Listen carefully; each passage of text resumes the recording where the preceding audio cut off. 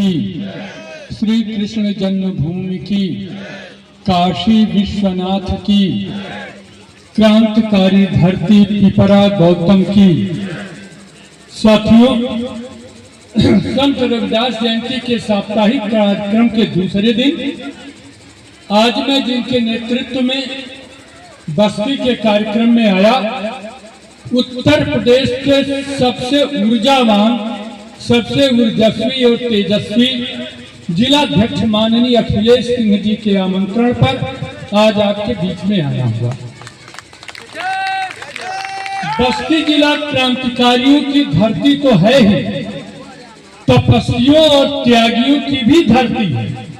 और इस मंच पर एक तपस्वी और त्यागी हैं विश्व हिंदू महासंघ के प्रदेश के महामंत्री माननीय दिग्विजय सिंह राणा जी, जिन्होंने अपना पूरा देह दान कर दिया है, जिन्होंने अपनी पूरी शरीर दान कर दी है कि मेरी ज्यों प्राणवायु निकलती है ते मेरे शरीर के उपयोगी अंग किसी हिंदू साथी को दे दिया जाए।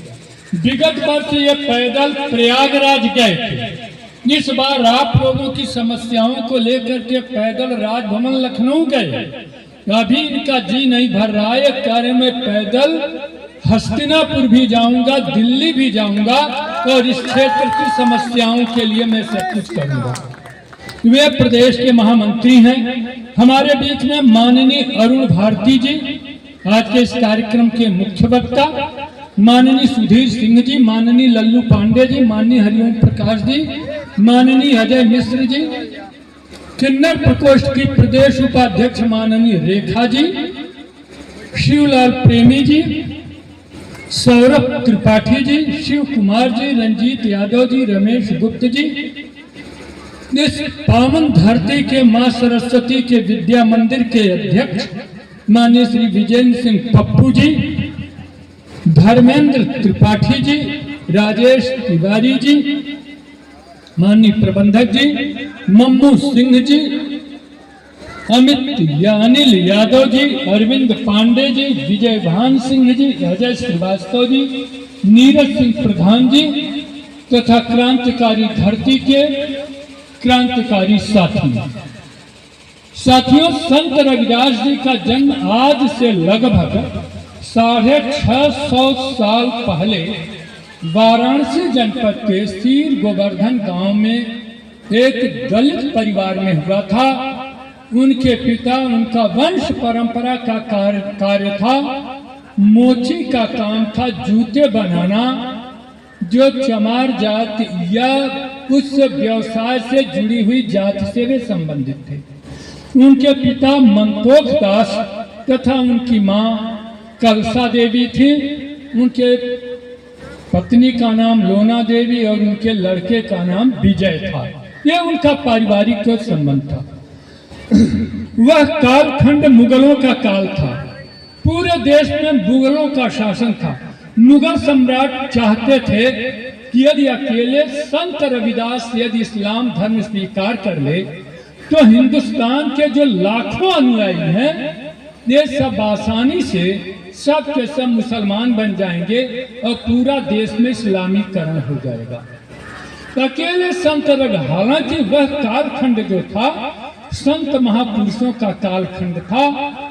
महायोगी गुरु गोरखनाथ जी, संत कबीरदास जी, नानक देव जी और बहुत से महाराष्ट्र के बहुत से संतों का वह काल था।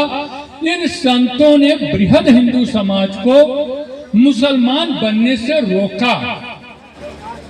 जब बहुत ज्यादा जब संत रविदास के ऊपर जब यह हुआ कि नहीं तुम मुसलमान बनो, पीर सदना को भेजा गया मुसलमान बनाने के लिए। वो संत रविदास से इतना प्रभावित हुआ वो खुद उनका चेला बन गया। उनके प्रारंभिक एक चीज मैं आपको साफ कर देता हूँ कि अपने जो पौराणिक काल रहा उसमें हमारे अंदर जात पात की ऐसी कोई व्यवस्था नहीं थी। महाराजा महारानियां होती थी तो महारानियां अपने हाथ से भोजन नहीं बनाती थी। उनका भोजन बनाने के लिए पिछड़ी जात के ही लोग जाते थे जो रनवास में उनका भोजन बनाते थे। उन राजाओं महाराजों या ब्राह्मणों के सारे कार्य, चाहे दलित वर्ग के हों चाहे पिछड़े वर्ग के हों, सब लोग मिलजुल करते थे, लेकिन कोई किसी को हेय दृष्टि से नहीं देखता था। यदि कहीं दलित वर्ग के घर कोई कार्य पड़ा तो राजे महाराजे भी वहां तक चले जाते थे, इतना आदर सम्मान।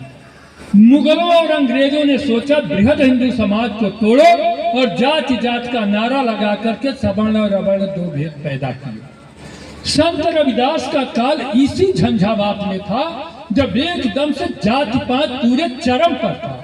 जब वे विद्यालय में पढ़ने गए तो पंडित जी लोग पढ़ाते थे, तो उन्होंने कहा कि हरिजन जो है ये दलित वर्ग का है, ये विद्यालय में नहीं पढ़ेगा। तो एक पंडित थे, उनका नाम था पंडित शारदानंद जी। पंडित शारदानंद जी ने कहा नहीं, ये लड़का बड़ा तेज है, मेधावी है, होनहार है, मैं इस लड़के को पढ़ाऊंगा। तो ब्राह्मण समाज ने उनका विरोध किया। ब्राह्मणों में दो लोग बटे, एक तरफ अकेले ब्राह्मण गुरु शांतानंद जी, शिवानंद जी, जो उस बच्चे को पढ़ाने के लिए अपना सब कुछ त्याग दिए, उनको जात धर्म से बहिष्कृत कर दिया गया। वे अपने घर पर पढ़ाने लगे। उनके घर पर उनका लड़का भी साथ पढ़ता था। गांव के सभी लोग नाराज थे कि ये दलित को स्कूल से निकाला गया तो अपने घर में पढ़ा रहा है। पंडित जी का लड़का 8-9 साल का, पंडित जी का लड़का 8-9 साल के रविदास थे, साथ साथ खेलते थे। ओल्हा पाती के खेल में रविदास जी ने पंडित जी के लड़के को हरा दिया। तो पंडित जी के लड़के ने कहा कल मैं बदला लूंगा, कल मैं तुम्हें हराऊंगा। क्या ठीक है। दुर्संजोग ऐसा कुछ घटित हो जाता है कि रात में ही पंडित जी का लड़का मर जाता है। तो ऐसी मतलब अब क्या बताया जाए, ऐसी घटना घट गई। पूरे गांव के लोग कहने लगे कि और दलित के लड़का के पढ़ा कि और कर, ये तुम्हारा कुकर्म था जो तूने दलित लड़के को, मोची लड़के को पढ़ाया, उसी का फल तुम भुगत रहे, तुम्हारा लड़का मर गया।